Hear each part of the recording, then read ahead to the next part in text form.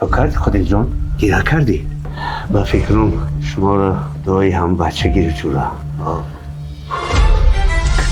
که هر روز اینجا میایم اسکندر افتاد داد میزنم یکم بالو نکنم اسکندرم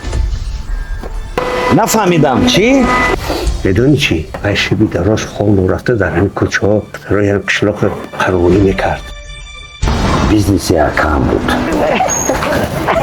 ملای پاراخوری فرگا انگامه چیکار پاراخورو؟ ای دختر قاتی تو در یک خونه تو چی کار کردی؟ دستات پری خون با تصور کردن نمیتونم اترا نصف بکنم نابود بکنم درم اینجا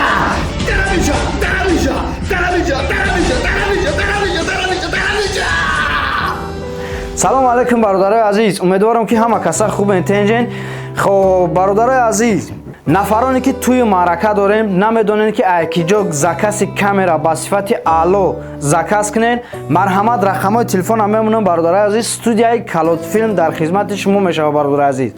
توی شما را سیونکا کده با صفت اعلی 4K ضبط کرده مونتاژ کرده در دستان میتونن پد کلوش برادرای عزیز و نفرانی که خانه های فروشی دارین برادر عزیز خانه های فروشی دارین یا کوارتیر دارین میخواین که خانه‌تون با کوارتیر بمونه برادر عزیز رقم های تلفن هم میمونم زنگ بزنین حتما که ما با شما همکاری میکنیم خانه‌تون فروختنی باشین برادر عزیز با وقتی کوتاه ما با شما کمک میکنیم که خانه‌تون با فروش گذارونید برادر عزیز همین طور دستگیری شما پیشروی ما میشه برادر عزیز ما میتوانیم هر هفته سریال پیشکش شما بگردونیم الان نگهبانتون ما باوری دارم که شما مرا دستگیری میکنین